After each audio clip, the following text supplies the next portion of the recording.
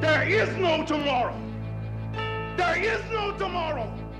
There is no tomorrow. All right. Well, we got a new champ at 140. A new champion. Pitbull Cruz with an 8th round TKO over Rolly Romero. It was the co-main on the pay-per-view Saturday night, the first Amazon Prime pay-per-view. And there he is, a new champion right there. We're going to talk about that, talk about anything you guys want to talk about. I'm going to put the link in the chat shortly so that people can join if they want. But there you go. What a story. Great story behind him, Pitbull Cruz, and he's your new champ. So, Boxing Kangaroo, what's up, my friend? So there you go. I'm not sure how many people watched. I'm sure everyone in here watched this. I definitely watched it. I got to say that Shakur Stevenson was calling anyone who thought Rolly would win a casual. Now, I didn't think that Rolly was going to win, but I thought that maybe I was too hyped by his power. And I thought maybe his power was going to make a difference, and it didn't. Because he landed right hand after right hand after right hand, and Pitbull Cruz didn't take a step back. Was never shook. That first round should have been a 10-8 round. Let's get some people in here. Fighting Temple. Looks like there's a new Pro Box channel. No post-fight coverage over there or anything. I guess George was carrying the whole crew. Well, they didn't do anything post-fight after that, but they will after Canelo. I'm sure. The Wise, good day, George, bro. I'm guessing you're Australian. It was a tough night. Tough night. Jay Rich, no post-fight coverage. I always thought that they should do that for every single show on Saturday, especially pay-per-views. Mike Leonardo, Mike, I emailed you. What's going on, my friend? The Wise Ones. Salute, George. Salute to you. Fighting Temple, Rolly never went down, though. Yeah, he was like Jake LaMotta against Sugar Ray Robinson. He never knocked me down, Ray.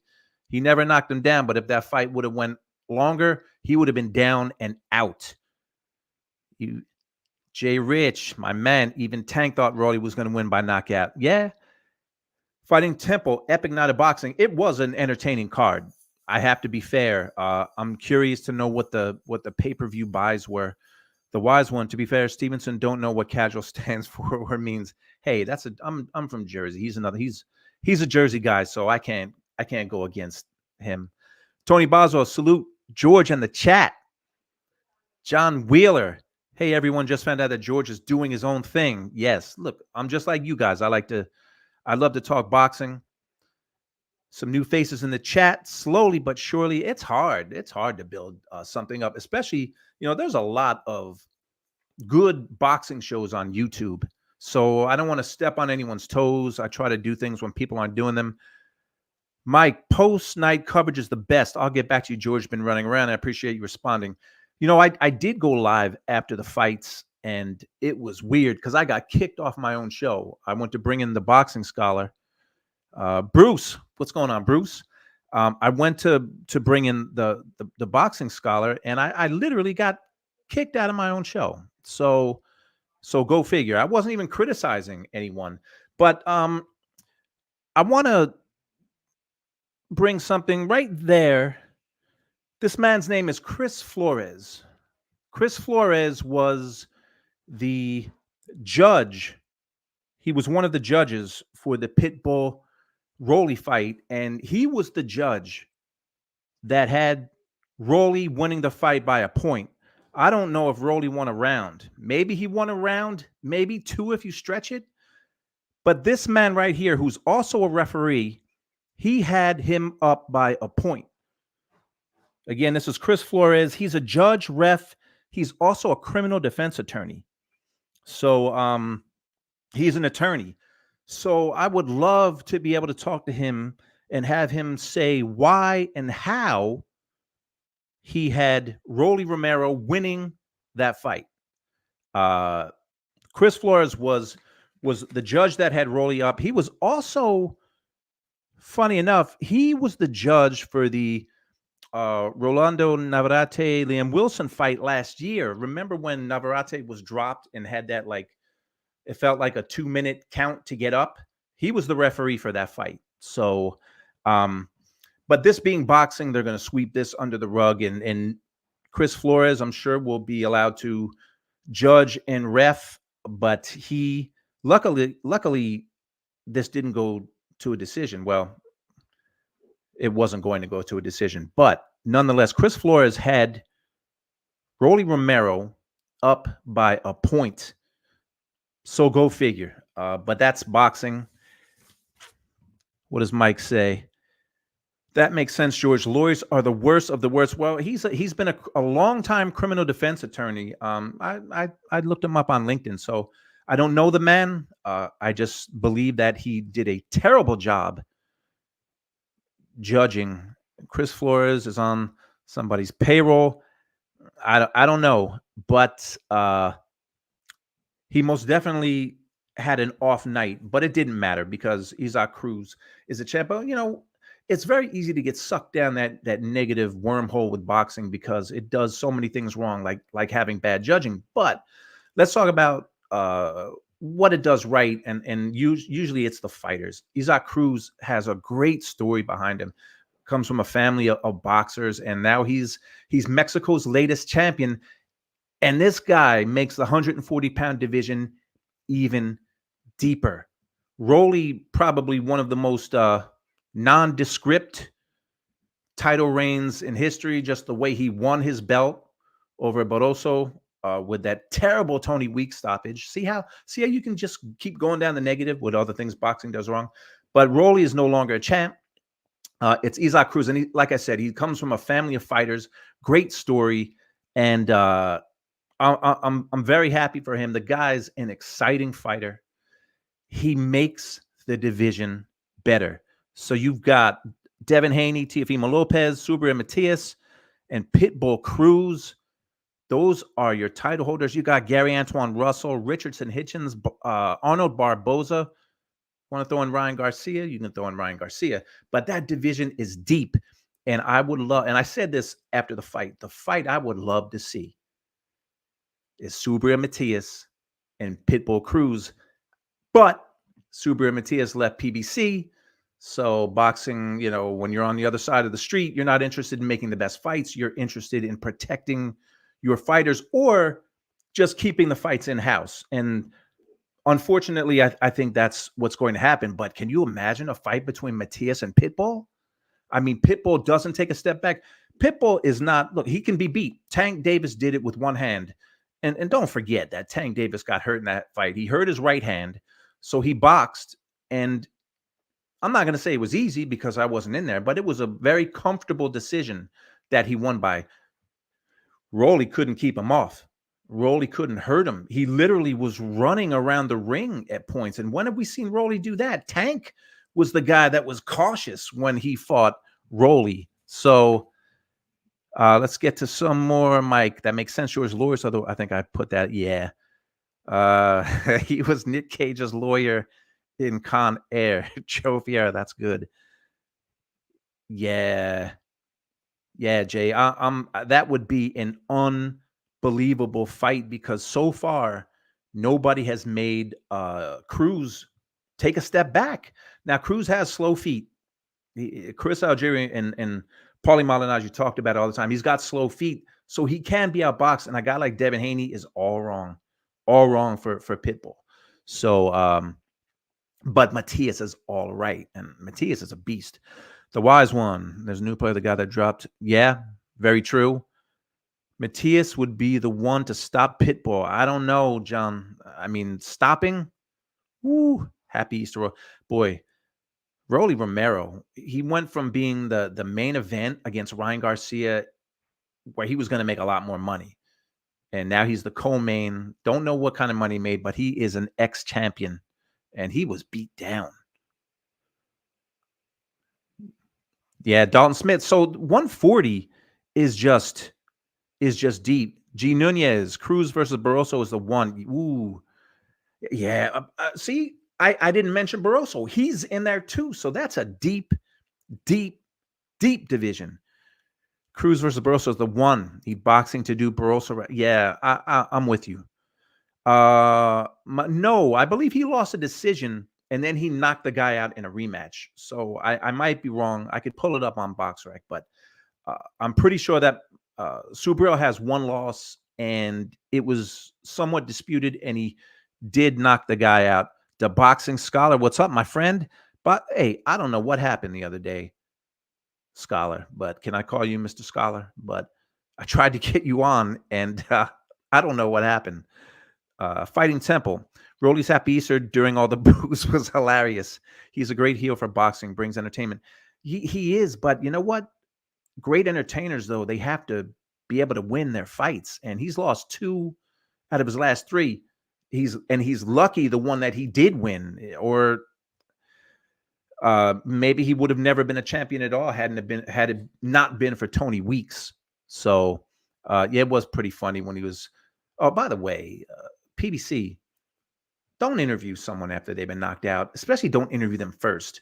Now, in Jordan Plant's defense, I saw Caleb was on social media, and he was saying that she told the production team that it was a bad idea. I believe that people in the production trucks, because I'm in one all the time too, they think they're the smartest people out there, and they think they know what to do all the time, and that was a bad choice. Don't talk to a guy who just got knocked out. What's he going to say? It was terrible. She did get a little defensive with him, which was kind of funny.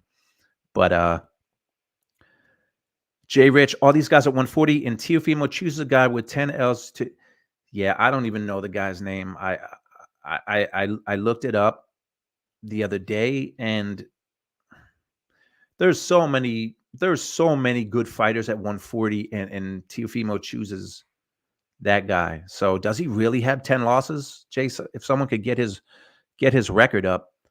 Brandon Lee. See, Brandon Lee, 140 is the best division. It's the best division in boxing. Don't be surprised to see Rolly versus Ryan when Ryan gets beat by Haney. Maybe. If it'll make money. I'm sure they'll do it. But look, again, I don't want to beat a dead horse here, but again, Chris Flores was the judge in that fight. So what are you supposed to do in boxing when you have a judge who clearly wasn't paying attention? I'm not going to say he's on the take. I'm going to say he sucked that night. He was terrible that night, just like he was terrible the night Liam Wilson and Navarrete were in the ring together. So I don't know. What's your recourse? You complain, you go on shows and you complain, but boxing does what they want to do. Jay, pretty sure the guy's 7 losses. Wow. Well, 7 losses and 2 draws for Steve. Ooh, wow. I don't know. I don't know how they're supposed to sell that fight. I mean, it won't be a pay-per-view.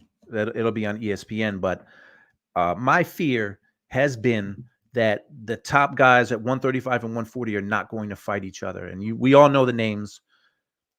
We're April 1st, so no April Fools here, but we're going to be halfway through the year soon, and none of these elite guys are fighting each other. Ryan Garcia is not elite, but I give Devin Haney credit. He fought Kambosos, Loma, Prograis, and now Ryan Garcia, and Devin Haney's going to make a lot of money.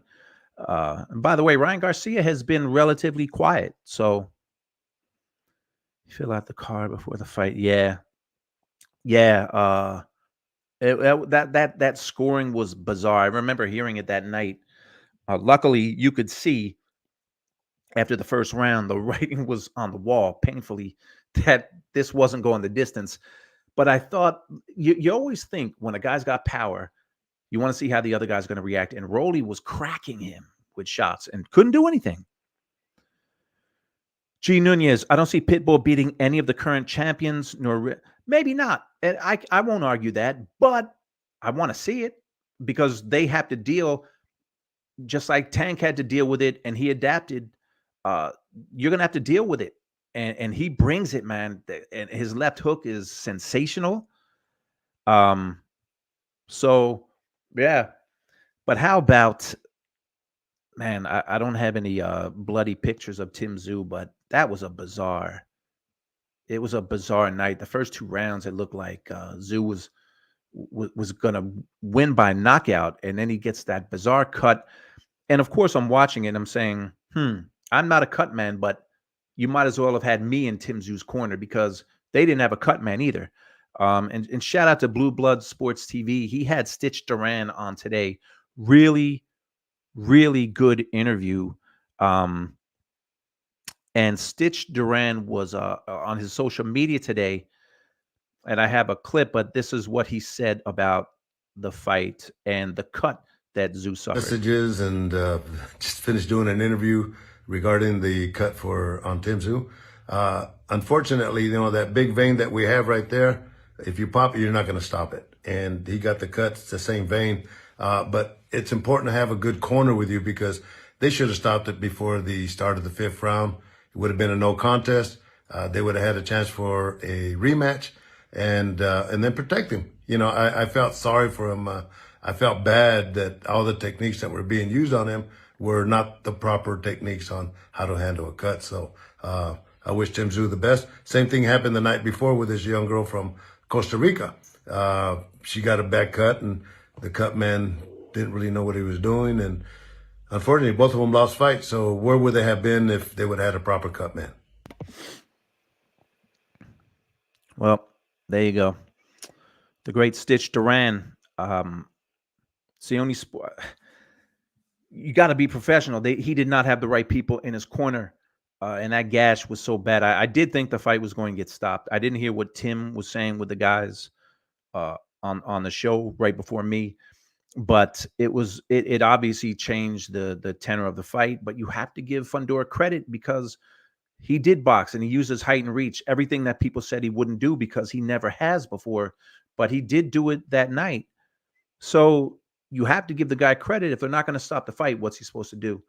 And use his height and reach, and he's the new champ.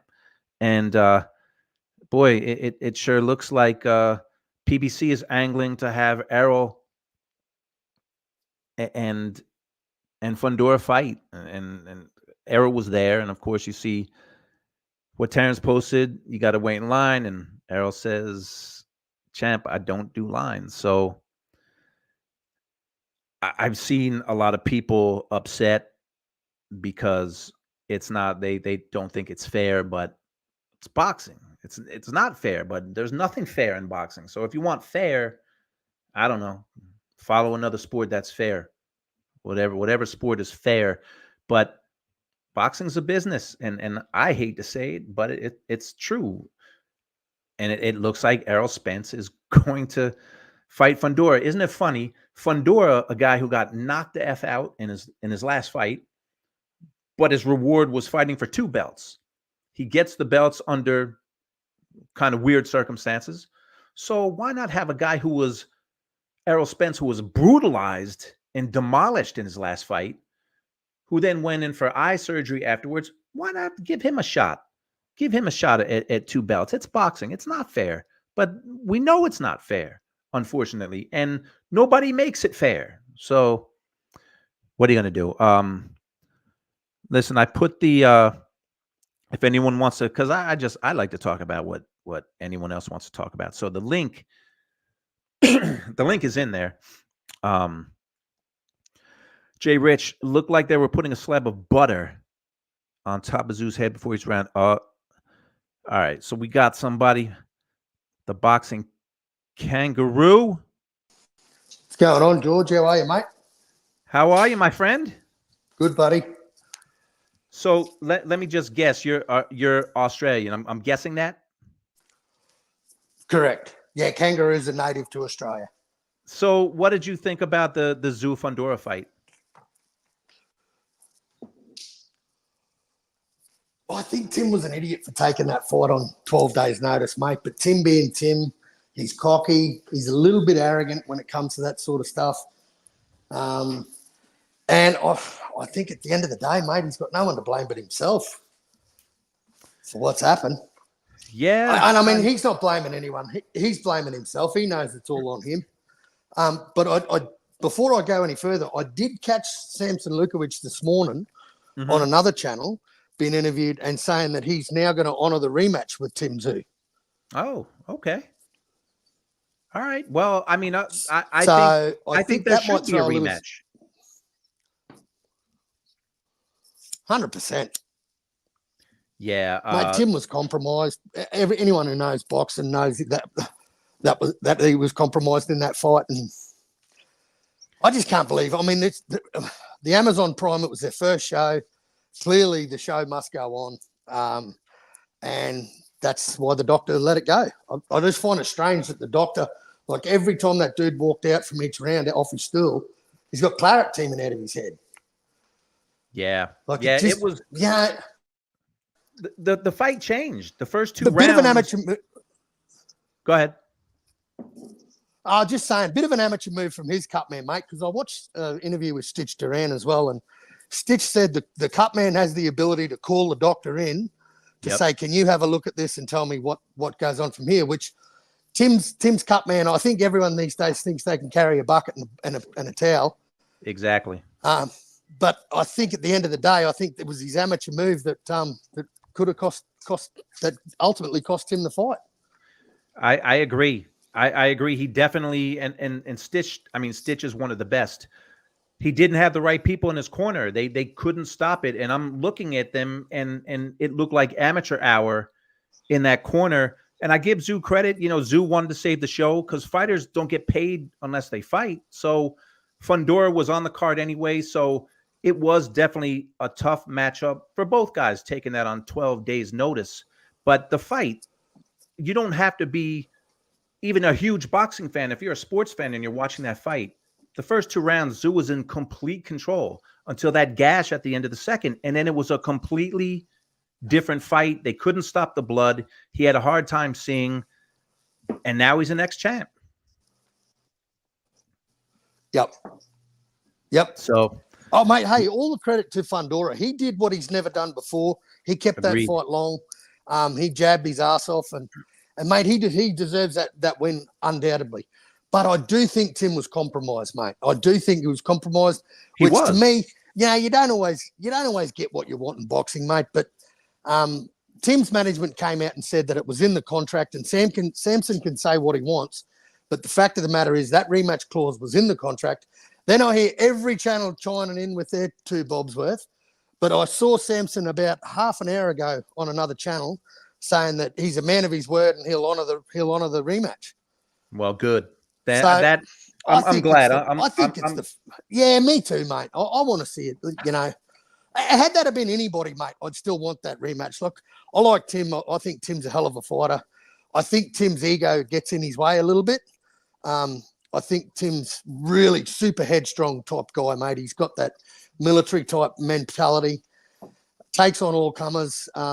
He likes the throwback fighter idea, but mate, I mean, 12 days notice to fight a southpaw 6'6", where Sebastian was already in camp for an orthodox fighter, 5'9", you know, similar to Tim, similar size to Tim. I think that mountain was a little bit harder for Tim to climb, but you know what, mate? At the end of the day, I blame Tim. He was the one that said, yep, let's do it. Yeah, agreed. Go ahead. And, mate, do you think that card would have gone ahead had Tim have said no? Or would they have put Rolling and Pitbull as it was their very first card. So I think that's a great question. I don't know. Because, you know, Thurman already pulled out. And he was the biggest name on the card. He pulled out, and they replaced it. So if Fundora had pulled out or something happened, I don't know. I mean, they were desperate to keep the date, but I don't know if they would have kept that card going. But they were, look, a lot of people criticized it as being a pay-per-view. I really, the only thing that makes it a good or bad pay-per-view is if people buy it. And if people spend money on it. So that's the only way you determine if something's good pay-per-view or a bad pay-per-view. If people want to spend their money, then it's a good one. I thought that all the fights were entertaining. That first fight, the flyweight fight, was entertaining. By the way, Lara, at the age of 40, now he's a knockout. Now he's a knockout puncher. He's Michael Moorer in there somehow. It's amazing. It's amazing to see. But yeah, thank you, Boxing Kangaroo. It was a tough night for Tszyu, but I think they should have a rematch. it is the fair thing to do. We were just talking about fair or not fair. There is no fairness in boxing, but if it's in the contract, hopefully it happens. I think it should happen. That's a tough way to lose, but Tszyu better do himself a favor and get a cut, man. Oh man, see, I see you, boxing scholar, and I'm scared to bring you in because I know what happened last time, but I'm gonna add you in. It Who's up? worked. Hey, I don't What's know up, what man? happened. I don't know. So Saturday, so I did a live. If people don't know, I did a live Saturday, and you came in, and I rewatched it, the clip, and it kicked me out, and you were in, so you got to take over. So I appreciated that. I don't know what happened, but that was weird. You press Control Alt Delete. I didn't press anything. That's the thing. I'm just All I joking. did I don't know. It's I, did me like that before on my StreamYard too. It'll kick me out. I just hit the refresh and join back on. well, it took me like, I don't know, 5-10 minutes to get on, but so Boxing Kangaroo said that supposedly they're going to have a rematch. I don't know if you've heard. Yeah, I've heard the same. I heard Okay. similar things. But we'll see. He said he said basically his word is bond, and if he gives his word, you know what I mean. It's based a verbal agreement is basically like signing a contract. And I heard stuff like this before, and I say very rarely do people honor their word. So we're just gonna see. He put himself on the spot because if Errol Spence and those guys come and drop a bag, that money's gonna start talking louder than his words. So we'll see. We'll see. Exactly. Money is the only thing that talks. Fairness doesn't talk. When does boxing ever they don't usually do the right thing. So Errol Spence is in the ring after the fight, taking pictures with Fundora, but I think there should be a rematch, especially with what happened. But that's the thing, man. I don't know if you saw Stitch Duran on Blue Blood Sports did an interview, and he talked about how boxing is, unfortunately, and I've talked about this before too, it's the only sport where, like me, I could throw a towel over my shoulder if I've got a friend who's a fighter and say, I'm his trainer, I'm his manager, or I'm his cut man. It's only in boxing, and they did not have competent guys in that corner. They couldn't stop that cut. I mean, it barely looked like they were trying. After that second round, because I'm watching it thinking, I didn't think it was going to go 6. And he got that cut, and it was 2 completely different fights. It's hilarious you said that because it reminds me of Tokyo, Japan, Mike Tyson Douglas. Oh Those guys man. didn't even have an end swell because they Oh, expected Mike Tyson to go out there and knock Buster Douglas out in a round or two. So yeah, they definitely were incompetent. But to be fair to them, you have to be in the elite of elite to know what to do with a cut like that. Because I yeah. watched Larry Merchant talk about how you got veins up there and how his adrenaline's pumping, so it's just squirting blood out. Like you'd Yeah. have to really, really be an elite cornerman to really treat that cut. Well, yes, and he definitely didn't have an elite corner. He's a champion. You figure you want the best people you can have in your corner, and he didn't have it. He just didn't have it. I mean, I'm shocked that I didn't think the fight was going to go 12 with the way the blood was getting. That blood was in his eyes, and they talk about cuts all the time and where the cuts are, and if you're compromised, he was compromised. But it is what it is, man. And now he's not a champ anymore. The most interesting thing is a lot of people was talking about the experience of the corner. What about the experience of the referee? Because just not that long ago, remember we was talking about Weeks for stopping that fight prematurely. Yeah. I remember Badu Jack fought, and he had a nastier cut, in my personal opinion, right where the Oh. tear ducts was. And Tony Weeks surprisingly let that fight go on. Remember how Weeks' shirt, it was just red. It was just blood. Like it was blood. There was blood all over his shirt. That was a crazy cut that Badu Jack had. That was, wow. Yeah. I mean, it's they call it the theater of the unexpected. And I was expecting a Tszyu. I thought he was going to knock Fundora out because Fundora doesn't box from the outside. And I thought 6 or 7 rounds, and after 2, I thought that's where we were headed. But you have to give Fundora credit for fighting the way he did. He's 6'6". He used it all. He used his jab and he stayed on the outside and he started landing shots. He fought a smart fight. I ain't gonna lie to you, George. I can't give Fundora credit. I can't give people think it's sour grapes because I picked Tszyu going in, but I also picked Rolly to beat Cruz, and I didn't make any excuses. Rolly just got beat up, and then what did he Yeah, he say? did. Happy Easter! I'm gonna resurrect like Jesus Christ. Oh man, as everybody was booing. So you don't give Fundora. Tell me why. Why don't you give him any credit? Because I feel like he had a handicap. You remember in wrestling, we used to watch those matches and they would handicap people. I feel like up until that point, he was fading and the writing was on the wall. Even the people that picked Fundora, they just slowly seen him start to fade and fade and fade. And his jab was not effective. But the moment that cut came, he couldn't see. All of a sudden, he starts fighting tall and long and using his range for the first time ever in his career. And it was Isn't that because the smart guy though? couldn't see. No, I agree, Oh, but no, no, isn't that no. smart? Yeah, I agree with you. Yeah, he did what he was supposed to, but he only got that advantage and was able to implement that game plan because of what I mean, you need your eyes in the ring.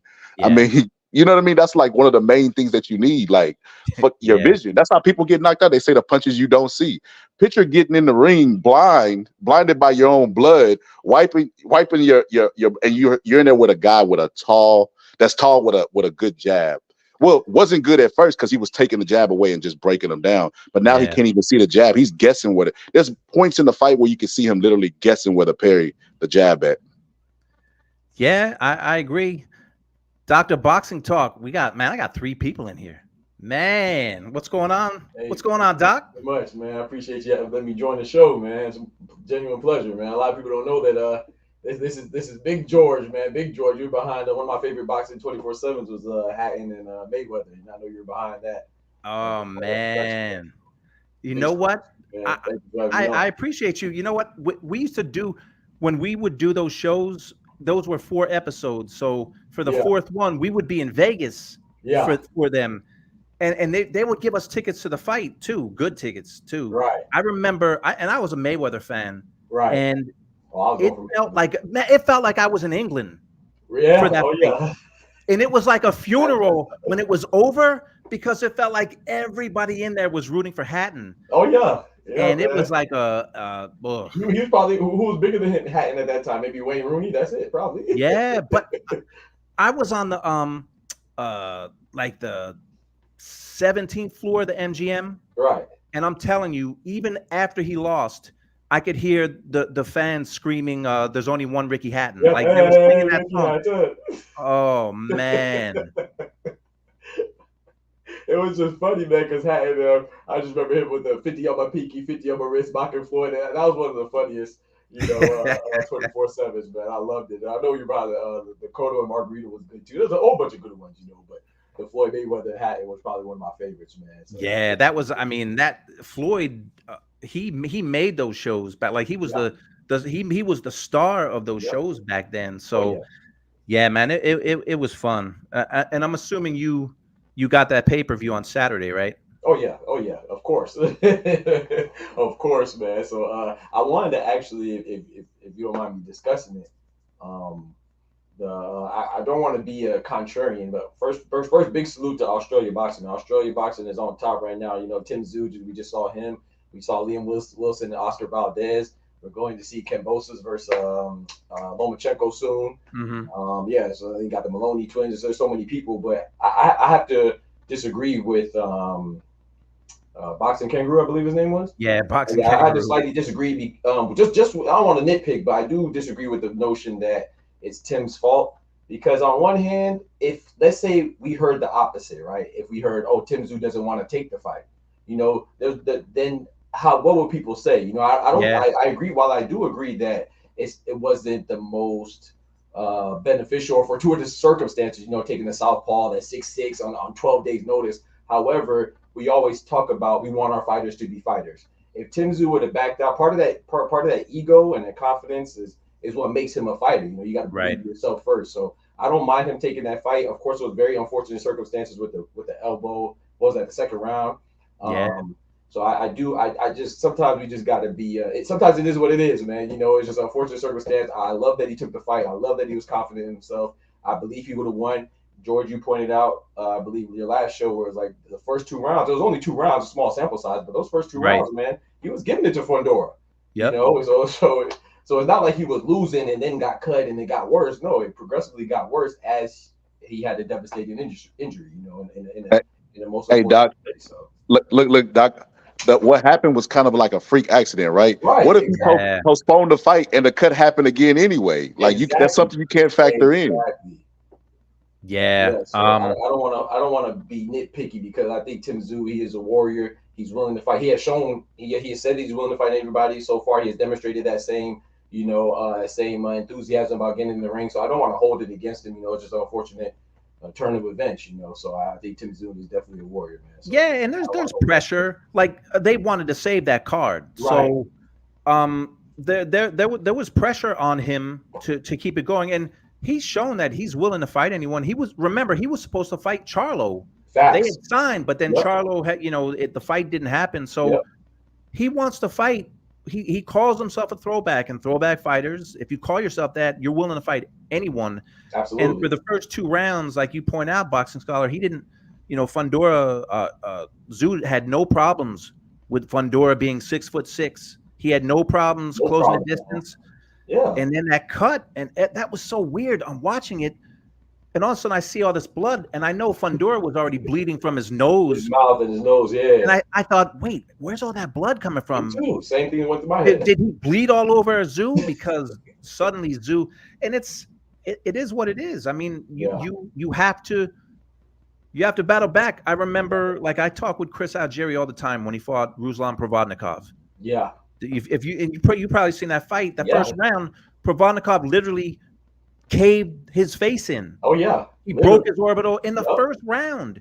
Dropped him twice. Yep. And he was blind for the whole fight. So you have to. It's a rough sport, man. You have to find a way. And he couldn't find a way. He didn't have great people, a great cut man in his corner. Yeah. It's tough because now very veiny area too. So it's like, man, it's definitely a rough spot. But Boxing Scholar, you brought up Tyson and Douglas. Like, remember, and the rumor was it was a condom. Like they said that Tyson's corner, and it wasn't a condom. It was one of those rubber gloves that they filled up with ice and they used on Tyson's eye because they didn't have an end swell. But you have to have people in your corner. You have to have the best of the best in your corner. Right. Because, Doc, I mean, I worked a corner before, not as a head trainer. Okay. But I used to work with a fighter named Vaughn Alexander, who's Devin Alexander's brother, and they just needed someone to help in the corner. And I remember thinking, like, wait, you want me to what? Help in the corner? All I did was bring the stool in, hand the trainer the water, and get out of the way. But my point is, and he had a good cornerman, but in boxing, anyone can be in the corner. Anyone can call themselves a trainer or a cut man, and so it might be ill-equipped to be there. I get what you're saying, yeah.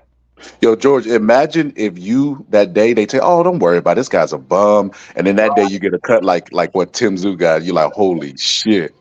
No, but there was I was officially like the second assist. There was a trainer and there was a cut man. Oh, I wasn't gonna do anything because I said I'm not a corner man, I'm not a trainer, I'm not a cut. So they had people.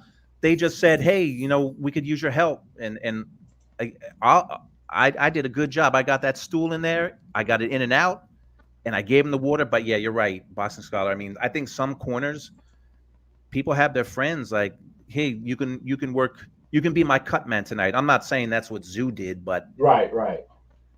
And now he doesn't have a belt, and hopefully they run the rematch back because I think it's the right thing to do. But boxing doesn't usually do the right thing. Yeah. So my bad. Sorry. Go ahead. I didn't mean to interject. I thought you were done. I apologize. No, I was saying that boxing doesn't usually do the right thing, but if they do have a rematch, then that's a change of pace. Boxing's doing the right thing. But if it was in the contract, then it was in the contract, because I feel like everybody has a rematch clause now. Right.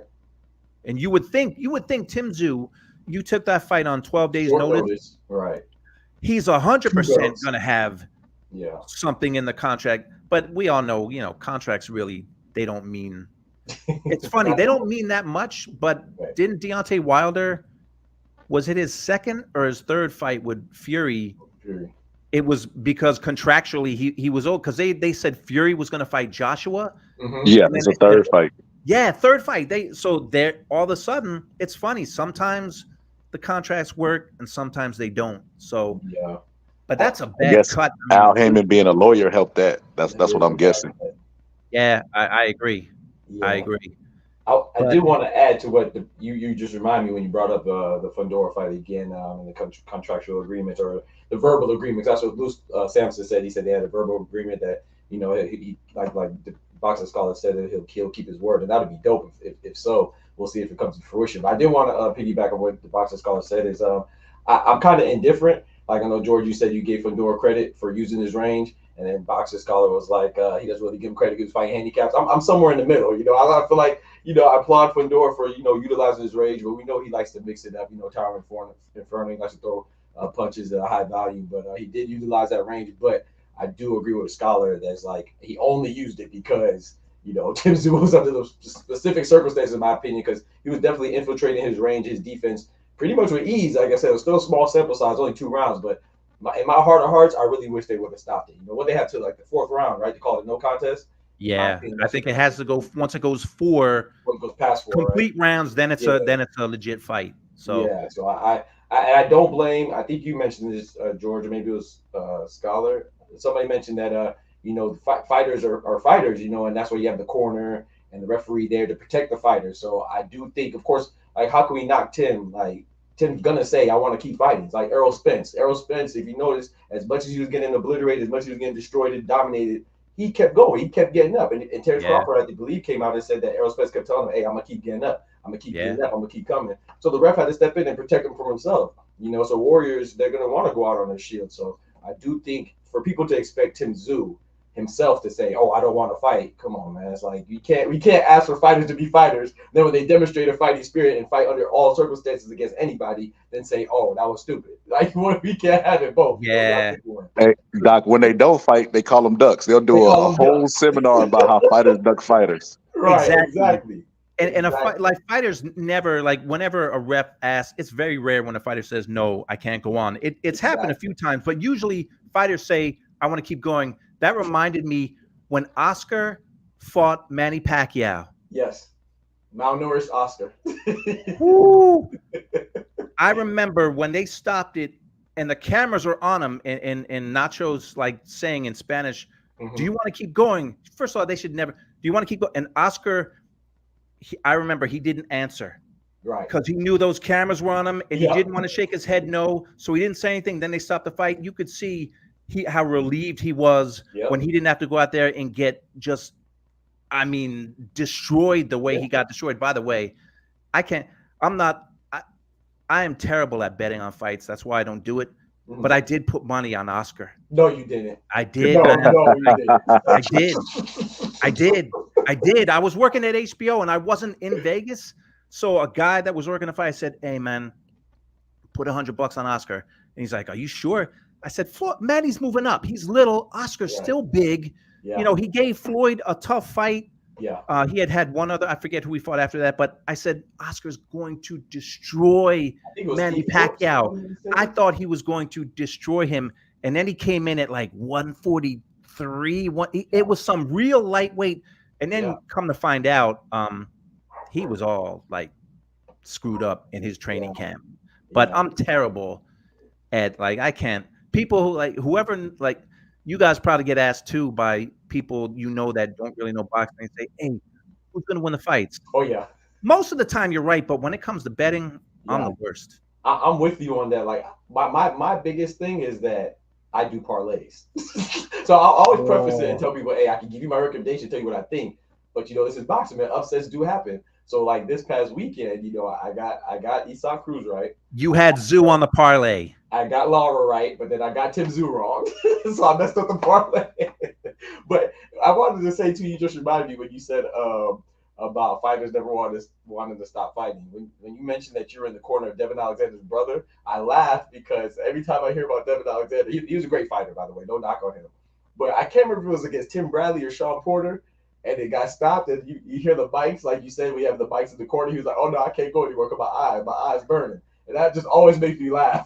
So that's why I laugh. And you said that was. I think it was Tim Bradley, but I think it was Tim Bradley because he was blaming it on headbutts. Yeah. So they went hard. My eyes burning.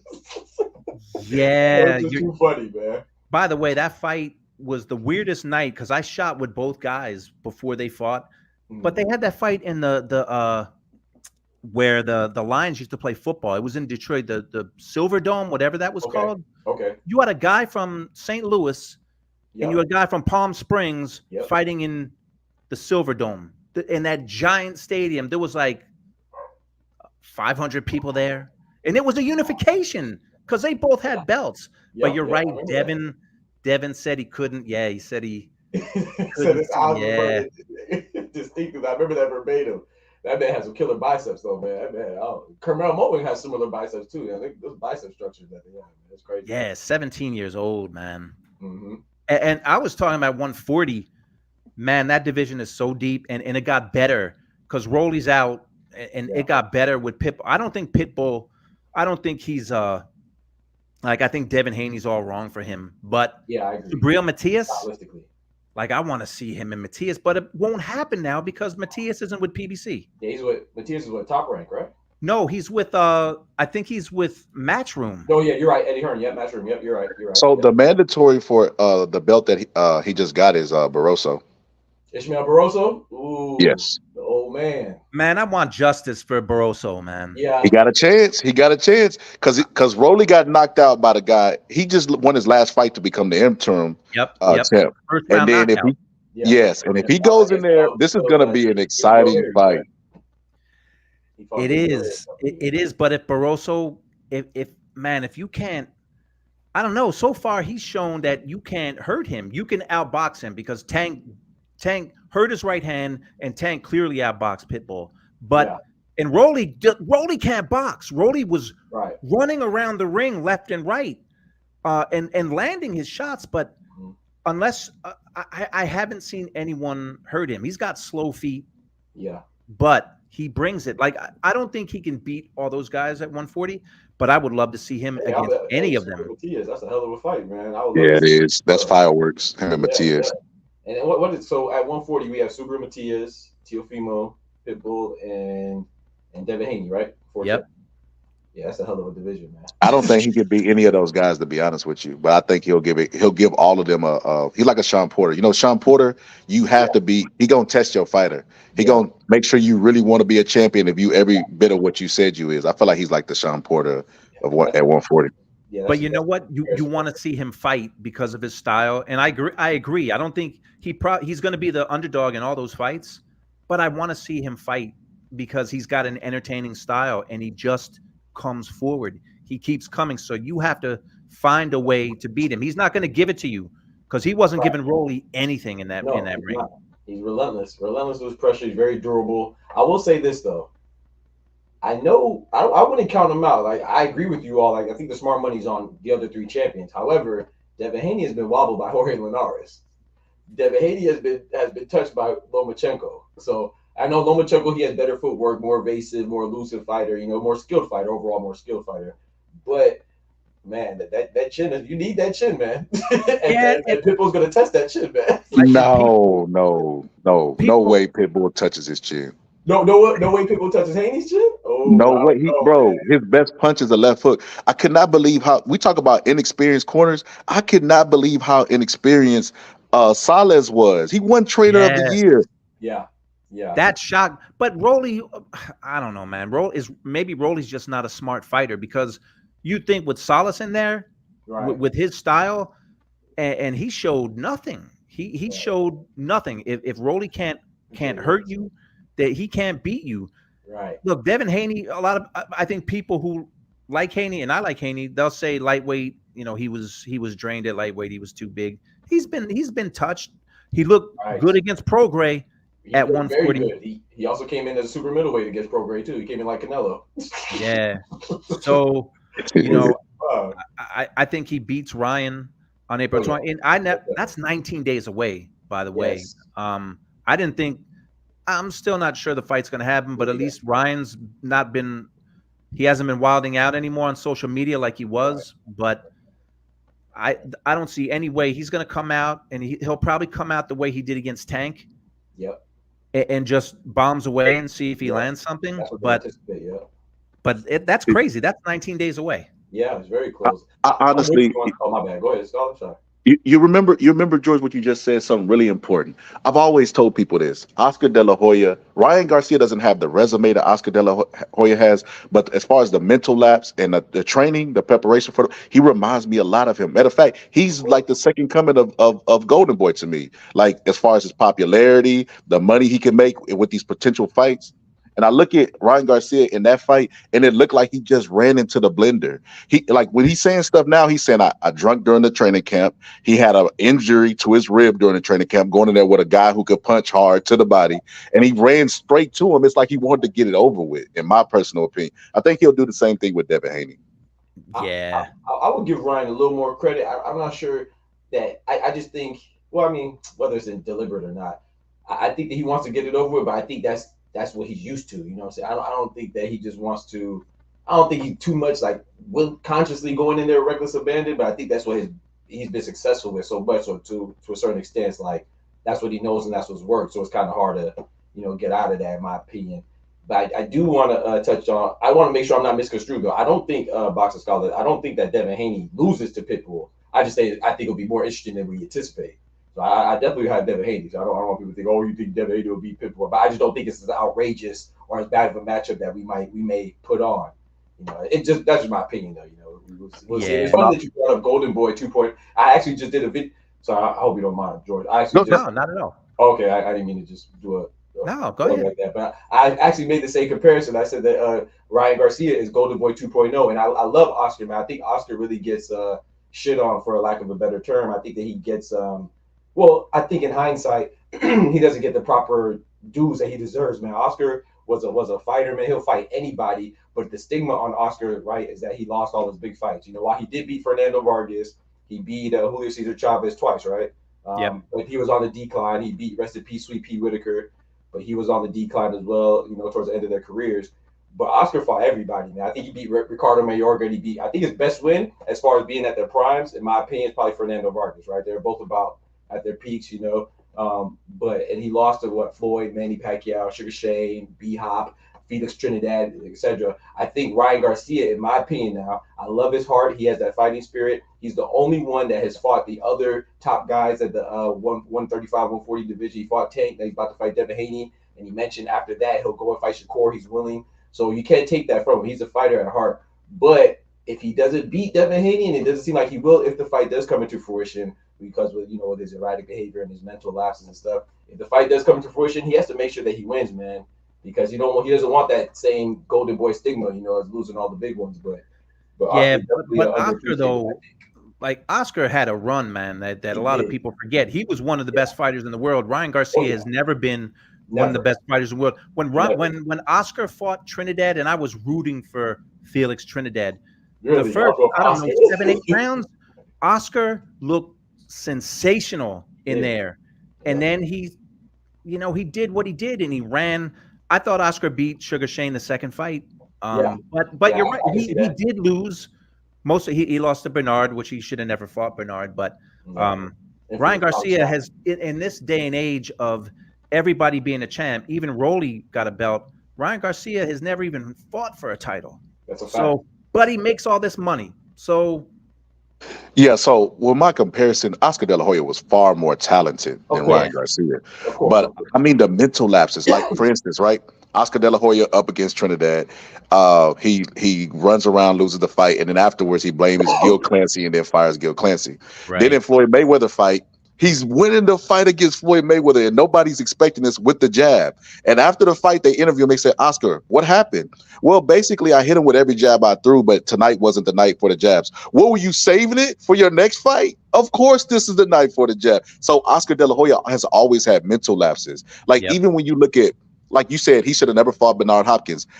fucking Ryan Garcia should have never fought Tank. They had identical knockdowns, like with body shots, That's a in a fair fight point that of they view. should have never took. Right. Why would you go in handicapping yourself? And like I said, they have mental lapses. I feel like that stifle their talent. But Oscar's way more talent than Ryan Garcia. I'm just Yeah. talking about they have similarities. Yeah. Yeah. Of course, they're both Mexican American, stars, and so I think that I think Ryan Garcia. I mean, he's 25, right? It's not like he's he's not old. As long as he takes the boxing game seriously, man. I think I don't think anybody would doubt that he's a good fighter. Now, whether he's at the cream of the crop, outside of his popularity, his renown, and his celebrity from other like social media and stuff like that, that puts him up there with the elite. But as far as the talent and skill goes, I don't think anybody would argue that he's up there with Tank and Haney and Shakur and Teofimo as far as skill goes, a Subaru.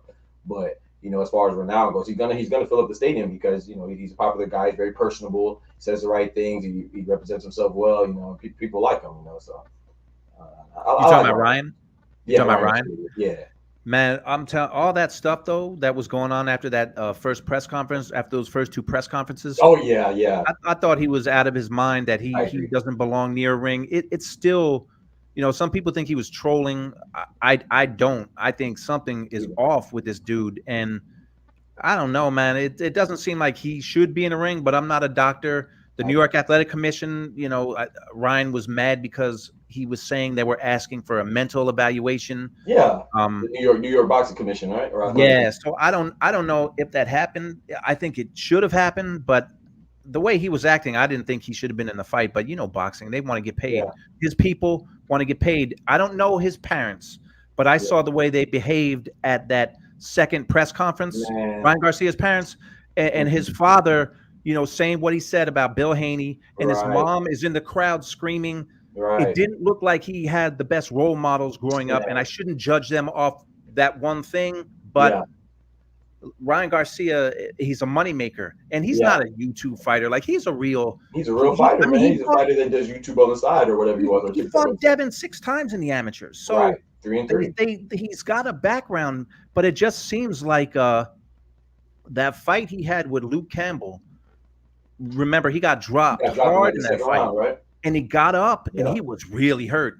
Yeah, he got up and he won, and you figured, man, that might be the fight that really instills confidence in him, because guys have been dropped. Ali got dropped against Henry Cooper, of course, and then beat Sonny Liston. So anything can. You think that a fighter is going to get experience and get better, and with him, right? I mean, it hasn't, and he's talked about mental health issues, and I don't know, and he wants people to feel bad for him. He actually, I think in the press conference, he said, "I made $100 million. You know what kind of pressure that is? Like, don't come looking for pity. For pity, man. He making all that money when you're making $100 million and people are looking for like work and jobs, and so." I agree. Well, George, maybe he's saying it because he knows who's listening. Maybe he wants his dad and mom to be a dad and mom. Because boxing, as corrupt as it is, you're right on your analysis. You don't have to be the smartest doctor. You don't have to be Dr. Fauci to realize this, right? The boxing is so corrupt, right? That we like when something happens and goes in favor of non-corruption, we're shocked, like, holy shit, they got it right this time. It would be like if you were a janitor and you clean something up and everybody in the warehouse just started clapping, like, oh my gosh, he's doing his job. That's how corrupt the sport is. In that corrupt sport, the Nevada State Athletic Commission put a hit out on Ryan Garcia because of his mental health. That's when you know it's to the point where they're concerned about him. The parents, like, I don't know what kind of parents these is. I would not let my son get in the ring if he's showing me these signs. He's basically saying he don't want to fight without saying he don't want to fight.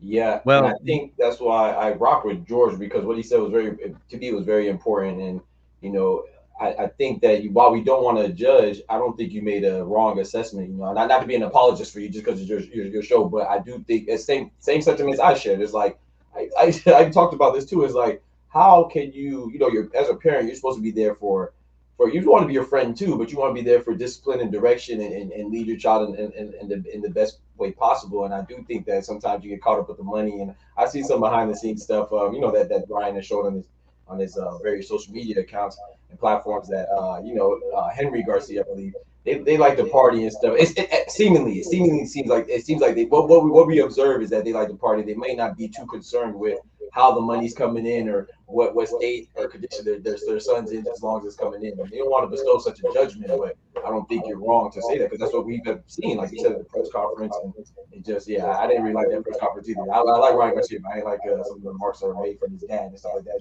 Not holding him accountable for what somebody else said, but I just thought it was it just looked bad. And then with his erratic behavior, I do think that the New York Commission is in their rights to have the mental health evaluation, and I do think it's serious, because I don't think you play those type of games with it.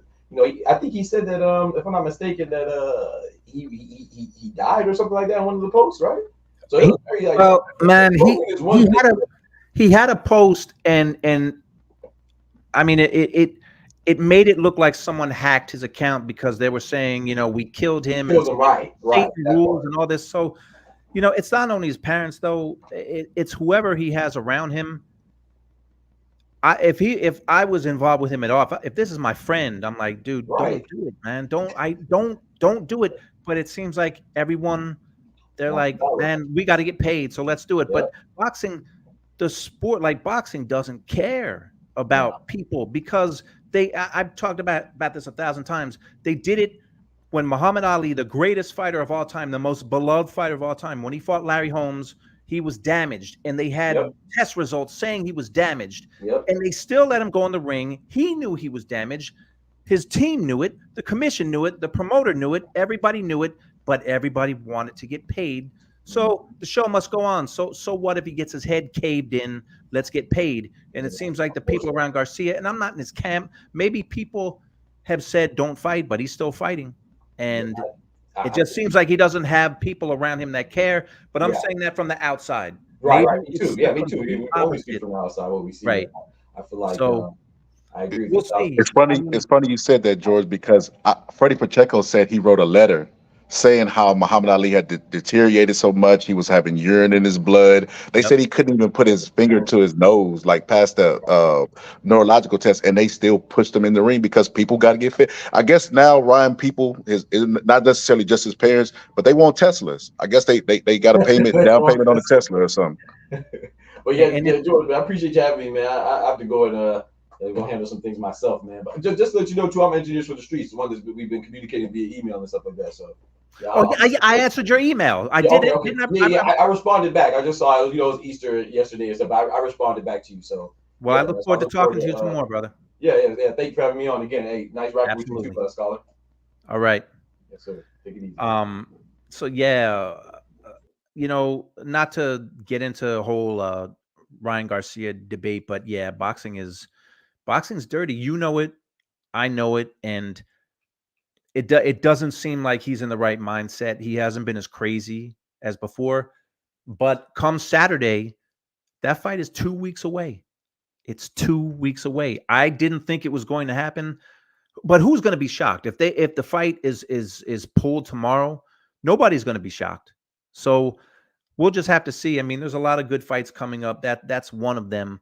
But you know, I started talking about the 140-pound division, Scholar, and it's just, man, it is by far, to me, it's the best division in the sport.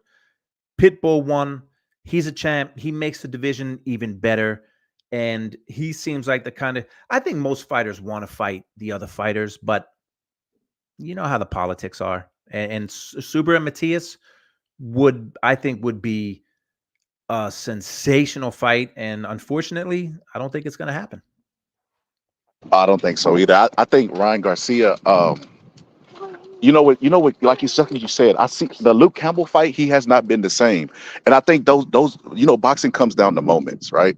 And when Ali got knocked down by Henry Cooper, because fighters don't know. They might say I got a good chin, but what do you expect a fighter to say? I got a glass jaw. You know, so they don't know until the moment comes. And it's like Ryan Garcia got up, but he doubted if he could take a shot like that again. And I even seen a clip where he said he lost memory. I was like, holy shit, like, bro, that's not good. Like, what? You lost memory? And he said he thought it was mental health or something going on with his brain, but he realized it was a religious experience. And I'm like, oh my God. I just facepalm like somebody, oh my God, like this is crazy. That seems kind of crazy. I mean, Tim Bradley, I just talked with Tim Bradley, And Tim said when he fought Provodnikov, to him it went from the second round to the 12th. Like he couldn't remember like 9 or 10 rounds of that fight. It was just a blur. So that stuff happens, but that's crazy. Like that, the whole Ryan Garcia saga is it seems like it's headed for disaster. And he seems like I've never met him, but he seems like he's a nice dude. But it just I was talking with Paulie Malignaggi once about this, and he said, "Man, don't feed into this. Don't feel sorry for him. You don't." My thing with him was you don't want to see him die, and it seemed at some point like the guy was going to die, and you don't want to see that. But we'll see. 19 days, Scholar. We'll see if that fight happens. I doubt it. I'd be more shocked if the fight actually happens than Yeah, me too. if he, like you said, if he pulls out now, nobody's surprised. If Ryan Garcia goes through and we see the all the way to the ring wall, look, I got to see the first punch thrown because he might do like that guy did against F.A. Jogba when he just walked out of the ring. I want to see Ryan Garcia take a punch first, then I'll believe it. Well, but you know, the fight that I thought about when this all started happening with Ryan was Oliver McCall and Lennox Lewis 2. When Oliver McCall broke down. Remember when he broke down? That was an HBO fight.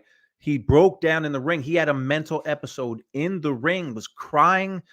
I mean, he's walking to Lennox Lewis with his hands down, and Lennox is hitting him, and he's just walking towards him, and they ended up stopping that fight. So it could either be him walking out of the ring or he has some kind of a breakdown in the ring. I mean, we'll see. But Scholar, I'm gonna get out of here. I promised my wife I was gonna do 30 minutes, and it's been like an hour. But you know how it is when you start talking boxing. Yeah, man. Yeah, I know. I got you, bro. All right, man. But we'll definitely we'll talk soon. And I apologize about the other night. I don't know what happened, but you came on and everything went haywire. So maybe it was just a Saturday night thing. The weirdest night ever, even on StreamYard.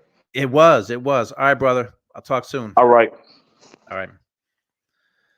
So yeah, it's been 66 minutes just talking boxing.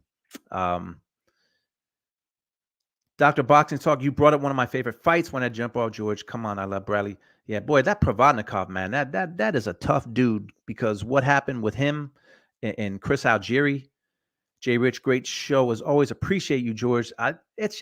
It's very easy to talk boxing and have people come in and talk boxing. Yeah, Jay, Hitchens is fighting. There's just so many good fighters around 135 and 140.